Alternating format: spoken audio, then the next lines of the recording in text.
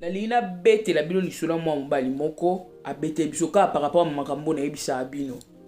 Luka guérison avant okendo linga. Guérison to lo bazate maladie obeli na nzoto.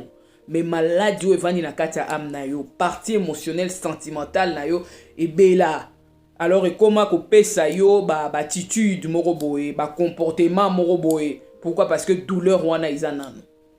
Ozomona papa na lobi azaki na mwasi ne ba umele ba bote ba la misatu kaka boye soki ka ba problème ndenge za ba wela soki pe mbongo soki loko nini mwasi a se décidé à lobi alingi su mobali te ba bimisi mobali na ndako mobali azwaki choc makasi et comme ekomema ye presque na liwa mais abandi ko lamuka muke na lisungia nzambe vraiment na ba prière ebele abandi lamuka tanga ndo lamuka mais azaki toujours na choc akei sikoyo kolingana na mwana mwasi mo banda okuta ane na nzela ezaki na train parce que ça ika ba 6 mois ba 6 mois akomi siko kolingana na mwana mwasi na banda okuta ane mingi na nzela train ezapeka na poto memboka to kotanga te.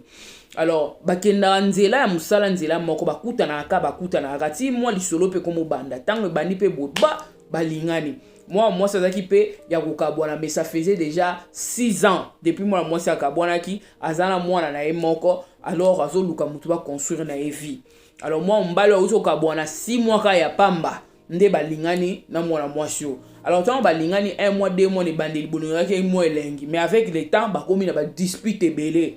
Moi mobali yango pe abina lingaki pena siko mwana mwasio makasi parce que azaki vraiment une très très jolie femme. Mais siko plus bazoko avancer trop de disputes abi nazaki susu na patience te quoi. Donc muke kaka bona gangeli muke bona lobby. Donc voilà na bana ko sentir pena malamu te mwana mwasi yango ayebisinga abi na lingo sute ponde na omonela yo oniro zaka na bolingono ya mwasi no ya kala oyaki pa na nga oya osakana nga ngai na oluka mutu to construire na vie na oluka te mutu moko boye aya ko lukela nga ba problème tout le temps ka komba mwasi no na munoko tout le temps ka komba ba no na munoko. En tout cas je ne veux plus de cette relation et s'il kende abi nazwaki choc moko na ebisio mama na kwa ko kufa yango moni ke tong na landa ki video na moko loba ke soki ba boyo na mutu oyo olingi voilà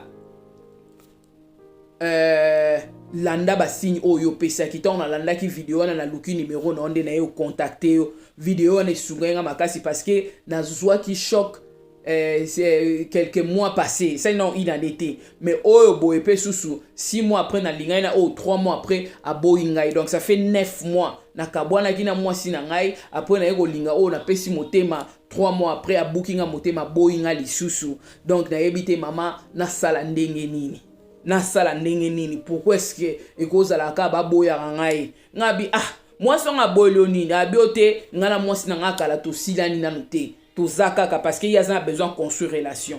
Na bani ko tourner ba question. Est-ce que yo tant bolingana ki na ye bozaki ko construire vie na bino no beta masolo na bino ba projet na bino to obando ko memela e masolo no akala. Ote mais maman za mwasi na lingaki il arrivait 2 fois na obetele masolo ya kala ya ex na nga ne ba kambola biso parce qu'il faut quand même na betela vérité. Qu'est-ce que komela ki biso?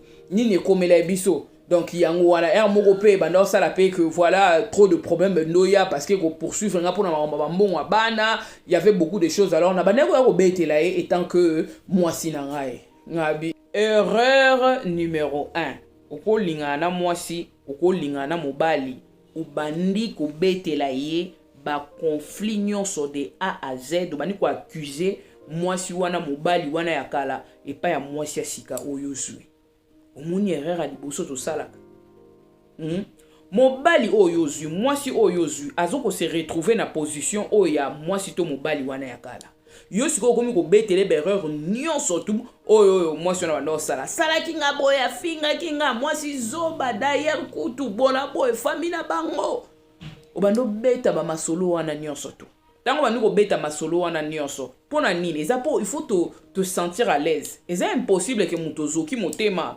tango motema ezoki oloba te balobaka kaka tango ucho kabwana yaya eza normal mutu fo loba parce que aza na makambu na motema oyo alobaka mingi eza mutu bazokisi azana makambo ebele na motema siko makambo na ebele wana azana ngo esengeli na ye abimisa me makambo oyo ya kobimisa eza makambo malamu te ezala mingi ba makambo oyo ya mabe concernant mutu wana ya kala eza lokola makila oyo yo zana ngo na kati ya motema il faut sanza yango po ozala à l'aise yango ba sanza kaka mutu soka ucho kabona attendez-vous fois loba il faut aller là, il faut geste. Donc, à ça là, bah geste, bah makambo, il faut loba, il faut finga, il faut, bah msuba comment maintenant il faut finga.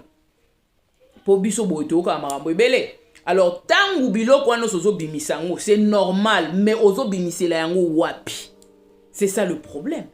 Kende ko bimisa yango na isika o eza approprié mutu o ya zoki abimisaka makila akende l'hôpital ba soigner makila na e. Akena nda kwa mutu te. Bino ozana ba problème na makila ezoko tungisa na kati ya motema bache yo mbeli yo oloke l'hôpital ozokende ko luka mwasi ozokende ko luka mobali bani ko kende ko sanzela mwasi wana makila obani ko kende ko sanzela mobali wana makila o ezana kati ya motema na yo ba ebisio kaza infirmier yango bino bato ozokende ko linga bato ba uti ko bima na ba relation ba zoki ya bazo luka ba cité ba luka ba infirmier ba luka na ba infirmière ako sanzelo makila po azoluka muta soutenir ye na kati ya komba wana ya blessure azana ngo maza a besoin moi sina mobali te o sutu ko sali be fort o pesi nyonso to ko pesa mesuka nango ako ko pesa motema na ite parce que azaya ko zoka nanu aza guérité ba yebisaka bino boyoka kate ba msuba oyawa so balinga ete pona nini na sala video mo bon mingi ba finga me boyebelo kote combien ba mabalo ucho kabona siko mbango ke ko bala mususu ezo umela te pourquoi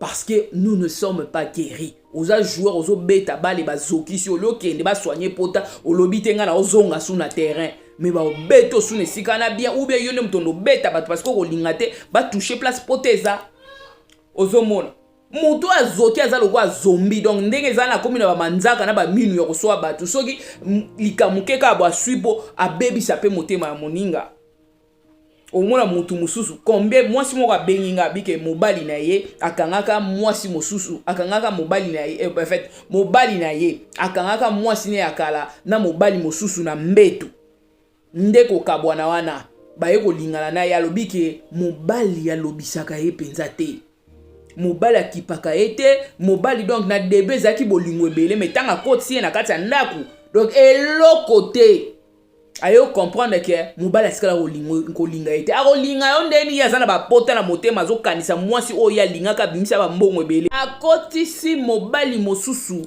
na kati ya ndaku na bango po mobali akendaki voyage yeko zonga na butu akuti mwasi na mobali likolo mbeto ozoko t'attendre que mobali wana linga yo azio peut-être po bokole bana mais atikali kozwa ote po aza mposa bolingo parce que ye peut-être azokanisa ke bolingo me kati na ye subconscient na ye émotion makam eza prêté ya koyamba yo aza nanu blessé yon omona ke bato baza blessé na kati ba relation bakoma mitema mabe mitema mikuse ou soit bakomi bazoba eloko mwa bopo azobanga zoka lisusu. Prenez le temps de vous soigner. Makila o ezotanga na kati ya motema na yo. Kende o kendo sanzela yango na hôpital. Kendo kende ko sanzela yango na bato yo basalami pona bongo. Kende ko lela na maboko ya pasteur na yo ya bien. Ya mutu moko aza na expérience ya malamu, ya sage moko aleka déjà nzela wana, ya ba coach, ya bato ya o bakoki ko bomba yo parce que makila ebenga mite pesa mapona mutu nyonso tu. Mais za kaka pona bato ba yebi ndenge ba géraka eloko wana. Masolo o nga na yoka. Nakoki jamais na betela o mutu libanda. Na betela bilo masolo me codé. Et ça difficile pour boyeba. Mettons yo ko betela mwasi no kala, mobile no o betela mwasi sika siko masolo ex na yo. Mais siko mukolo ebi mukoboko swana. Mukolo oke bino pe mibale boko koma na matata. Mwasi ya sika wana oyo banoko betela masolo na yo, mobile ya sika banoko betela masolo a vous rappeler yo. Aebso a omoni yango wana mwasi no na kala, mobile no kala banda osalo bongo. Abando salo bongo po yo za boye. Yango basala ko bongo ebi kanda oyo kopesa yo. Eza lokwa ba lamusi ba pota na yo. Ba rappeler yo ba erreur na yo. tala mwasi o papa wake kozwa ayebisi alobi na lingite olinga de mwasi wana nano tiki kolinga mwasi wana te kendo kosisa makambo na mwasi wana ngana lingi na nga sute. Pourquoi? Parce que cette femme là apparemment kabwana ki de a 6 ans passé azako luka mobali po batonga relation ya bango mibale. Elle est déjà guérie de la relation, elle est maintenant positive et elle veut maintenant un homme pour que batonga vie ya bango deux. Si quoi que lingana na blessé de guerre pardon oyo auso kabona kaka il y a 6 mois abiki na nte azana ba problème à gérer ba mbongo bana divorce il faut ça les mama kamwe bazo finga na ba téléphone o comprendre bazo ko swana kana bana. Alors yazo zo siko makambo na zo mema pa mwasi asika mwasi o aza guéri a ko supporter makambo na te yango moni abengani ye poison a besoin ya mutu aza déjà guéri parce que cette femme est déjà guérie, elle n'est pas prête ya ko accepter baba kambwana yango moni que tango zokende ko loba makamba ex na yo voilà na ndenga bien te pa ya mobali ozui sika mwasi ozui sika azo fongolo lito ya 100% yeba ka sape ko enregistrer. Ah oui hein aza ko enregistrer lobi tanga ko zongi selo cassette wana orundimate ke yene mutako ko sa bongo e ko choquer pona oloba ke ah moi si on a lingi mobile on a lingi na beteleli solo nanga yenzo kanda enregistrement pour loba sambwisanga ezande mona bato pe bakena obeta mama solo les passé oko beta kaliswa les passé na bimana mibali 40 ba viola ranga la âge à 5 ans mukolo boko swana est-ce que mobile wana za mur pour ko gérer biloko wana moi si wana za mur pour ko gérer biloko wana ako bambo ngone longi yango bandeko nanga tokeba tolukaka guérison toluka traitement voilà tobika avant tokende na ba relation mususu boluka ba vidéo nanga na explica bino déjà 3 étapes principales. Il y a liboso eza acceptation ondimi ke likambwane ko libale kufi po batu mingi akeko luka mwasi musu akeko luka mbali musu mena motema atikali nanu ko ndima te ke libala na liboso ekufi azana eni ya mwasi wana pourquoi boyi ngai il fallait qu'il fanda kaka azana ena mobali wana pourquoi tiki ngai il fallait fanda kaka non ko bika na yo ekoya te tangu yo boyi il faut accepter que libala ne kufi eza ngolu ekufi et puis aux yeux à malam aux yeux à mabekuna acceptation de la rupture qui est sili. 2 pardonner à soi-même parce que souvent to se condamne il fallait qu'il parle ndi marofana na ye il fallait pas la salaboye il fallait pas donc à sakani nanga pourquoi nazaki zoba boy mi limbisa pe limbisa mutu wana zela muso ezate. Il faut essayer de pardonner cette personne bien que koko bo sanate.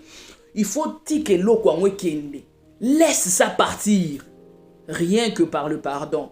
Étape numéro 2, pardon à soi-même et à la personne. Étape numéro 3, rester positif pour l'avenir. Commencer à voir l'avenir positivement. Tout ça, nakati ya lisungi ya nzambe ya molimo mosantu. Ndoko mona ke uza prêt ya okena relation mususu. Ndenge nini oyeba ke voilà olimbisa mutu wana. Eh bien, tangu cicatrice kauki libanda te menakati pe ato simbi yango boye ekosa supasite.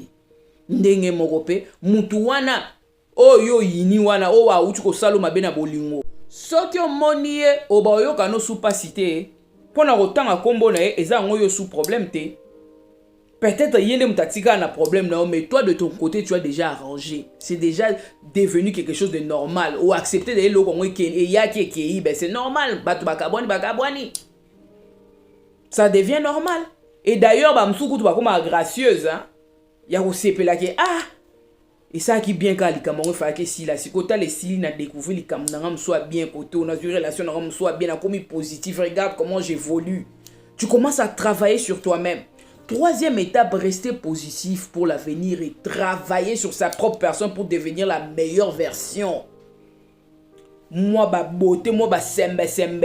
Et traitement ya kati. Oh, comprendre. Neni ni kofanda bien na mobali, neni kofanda bien na mwasi. Ba ye kolaka, bande kolanga mibali, ba ye kolaka. Mibali pe fo ba ye kolaka, neni ofanda na mwasi ya malamu. Basaka nini po fanda na mwasi ya malamu. Ezaka ate biso basito ye kolaka. Donc se préparer pour la prochaine personne qui viendra.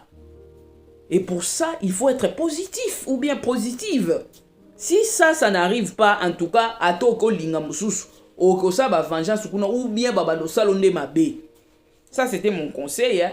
Yango moni bandeko mibali, bandeko basi to lukaka lisungi tango choka bwana. Luka lisungi. Ba gros bisous.